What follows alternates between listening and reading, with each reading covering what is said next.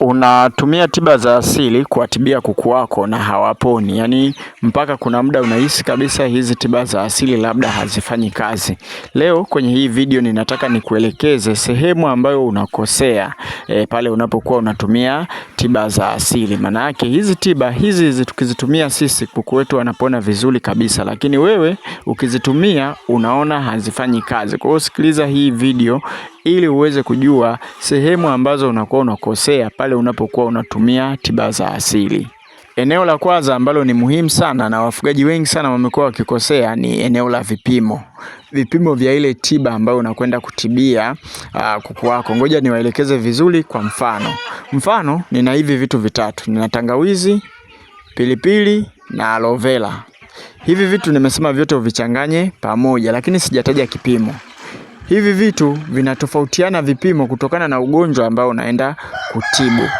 Kwa hiyo endapo utakosea hicho kipimo kutokana na huo ugonjwa ambao unautibu, huwezi ukapata matokeo mazuri yale ambayo tumetarajia kwamba wewe uweze kuyapata. Kwa hiyo ndio maana hizi tiba za asili mara nyingi sana zinaendana na vipimo, na muda mwingine kama utakosea vipimo zinaweza zikaleta madhara zaidi kwa kuku wako. Kwa hiyo ni muhimu sana kujua kipimo sahihi ambacho kinahitajika kwa ajili ya hao kuku. Mfano labda wewe ukawa unaweka kipimo kidogo ambacho bado hakifikii pale ambapo kipimo kilikuwa kinahitajika. Matokeo yake ni kwamba hao kuku ni kama vile unawapunja dawa, huwapi tiba sahihi.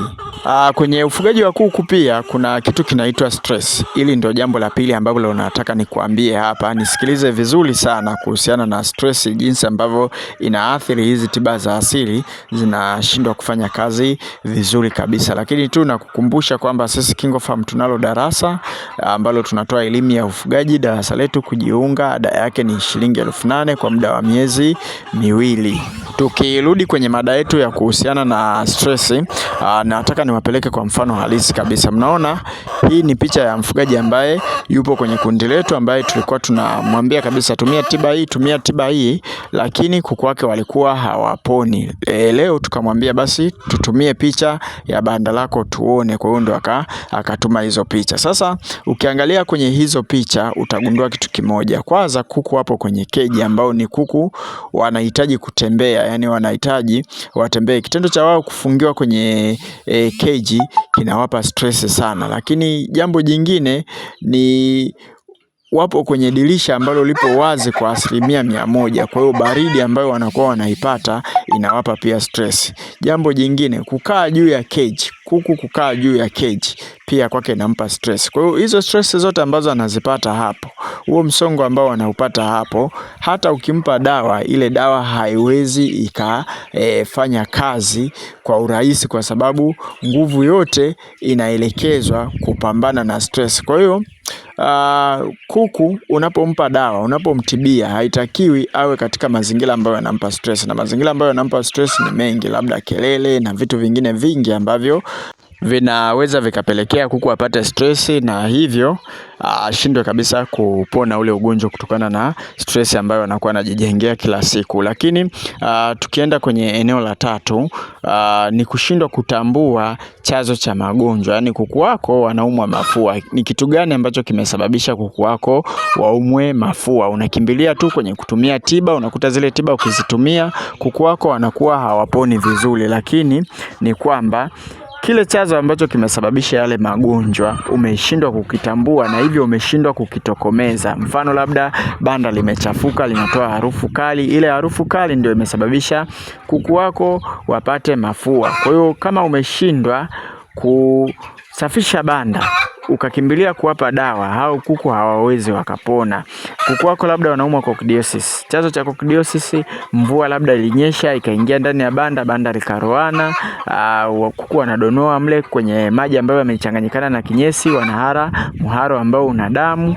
Wewe umekimbilia kwenda kuwatibia coccidiosis, ule muharo wa damu. hata ukatumia dawa ambayo ina ubora kiasi gani, wale kuku hawawezi wakapona, kwa sababu hujatokomeza kile chanzo cha magonjwa ambacho kimewapelekea wale kuku waumwe huo ugonjwa. Na hii ni shida ya wafugaji wengi sana. Mfano mzuri ambao huwa tunakutana na wafugaji wengi wanapiga simu na ni wabishi, unakuta mtu labda banda lake halina mzunguko wa hewa mzuri, yani kwamba madirisha aliyoyaweka hayazungushi hewa vizuri bandani, yanasababisha kuku wanakuwa wanaumwa. Pale unapowaambia kwamba inatakiwa hilo banda structure upya, yani ulijenge upya, ulitanue dirisha, anakuwa ni mbishi kwa sababu ya gharama na usumbufu ambao anauona wakati kuku wake wanaendelea kufa. Kwa hiyo hili ni eneo ambalo pia linaweza likapelekea ukawa unatumia tiba za asili ambazo ni sahihi na vipimo sahihi, kila kitu sahihi, lakini kuku wako wanakuwa hawaponi.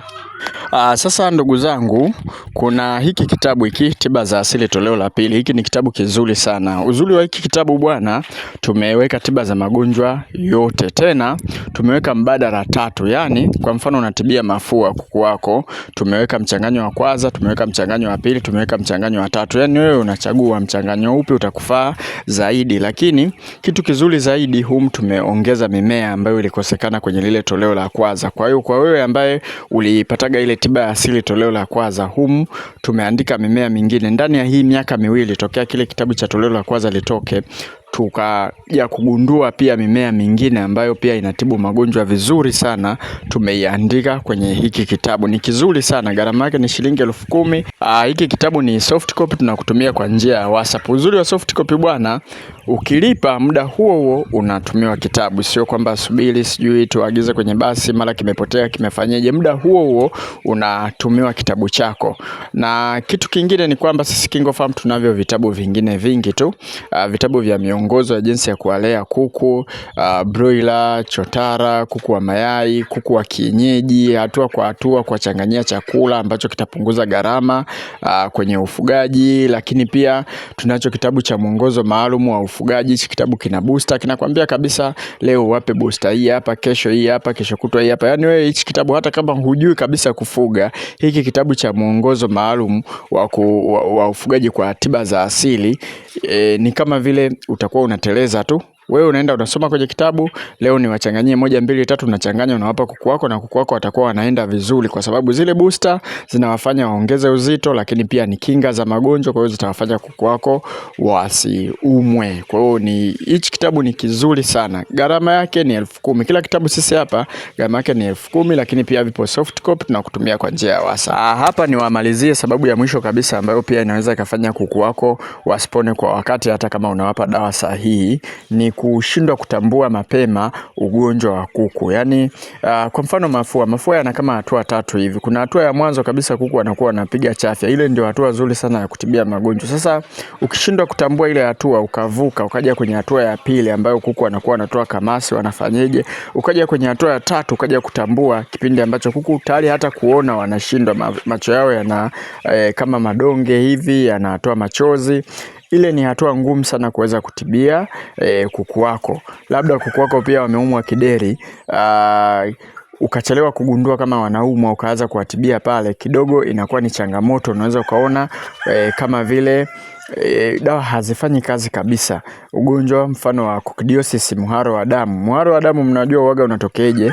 Ni kwamba utumbo unakuwa na vidonda ndani, kwa hiyo damu zinakuwa zinavuja kutoka kwenye vidonda. Sasa ikishakuwa chronic, ikienda mbele zaidi, ulishindwa kuitambua mapema, kinachokuja pale ni kwamba kuku wako wanakuwa wanashindwa kabisa kupona, unakuwa unapata vifo bila mafanikio ya wao kupona.